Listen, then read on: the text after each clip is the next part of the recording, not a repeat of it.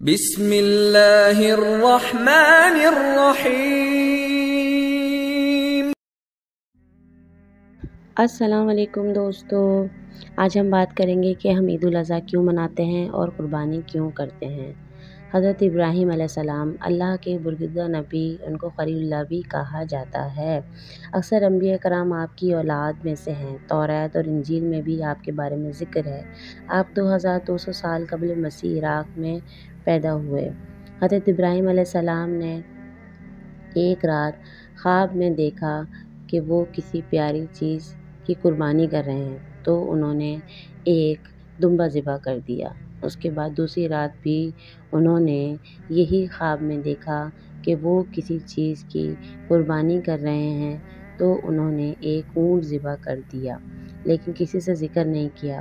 پھر تیسری رات بھی انہوں نے یہی خواب میں دیکھا، تو وہ سمجھ گئے کہ اللہ تعالیٰ شاید میں کسی پیاری چیز یعنی میرے بیٹے حضرت اسماعیل کی قربانی مانگ رہے ہیں، اور اللہ کا کوئی حکم ہے، کیونکہ حضرت ابراہیم علیہ السلام حضرت اسماعیل علیہ السلام سے بہت محبت کرتے تھے، لیکن وہ اللہ تعالیٰ سے بھی بہت محبت کرتے تھے، تو انہوں نے اس بات کا ذکر اپنے بیٹے سے کیا۔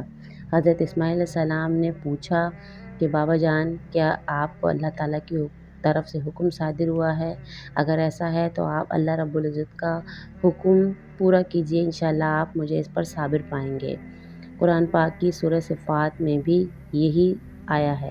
حضرت اسماعیل علیہ السلام کا یہ جواب سن کے حضرت ابراہیم علیہ السلام مطمئن ہو گئے اور اپنے بیٹے کی قربانی کا فیصلہ کر لیا، اور اپنی زوجہ محترمہ سے کہا کہ بیٹے کو تیار کرو، مجھے لے کے جانا ہے، اور آپ قربانی کرنے کے لیے چل دیے۔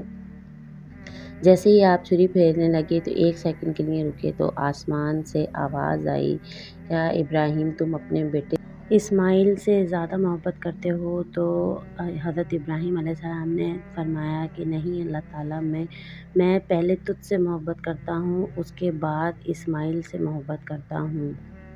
پھر انہوں نے جیسے ہی چھری پھیرنا چاہی تو دوبارہ آسمان سے آواز آئی کہ اے ابراہیم، تم نے اپنا خواب سچا کر دیا، اور ہم بے شک نیکی کرنے والوں کو جزا دیتے ہیں۔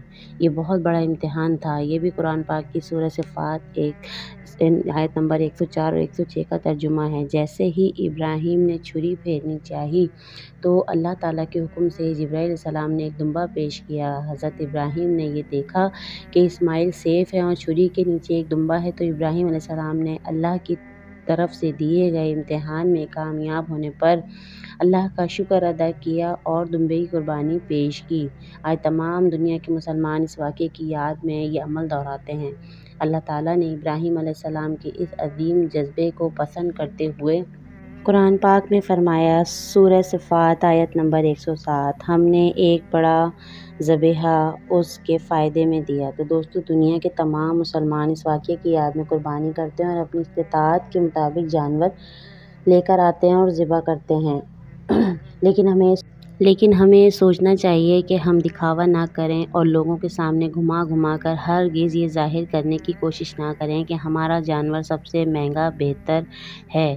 ان سب باتوں سے قربانی کا ثواب ضائع ہو سکتا ہے، کیونکہ قربانی صرف اللہ کی رضا کے لیے کی جاتی ہے۔ قصہ مشہور ہے یہ صبر کی تلقین کا، اور حصہ بن چکا ہے مستقل یہ دین کا۔ تو دوستو، یہ ویڈیو آپ کو کیسی لگی مجھے کمنٹ سیکشن میں ضرور بتائیں، اور اسی طرح کی معلوماتی ویڈیو دیکھنے کے لیے میرے چینل علم و ہدایت اور اصلاح کو لائک کریں، سبسکرائب کریں۔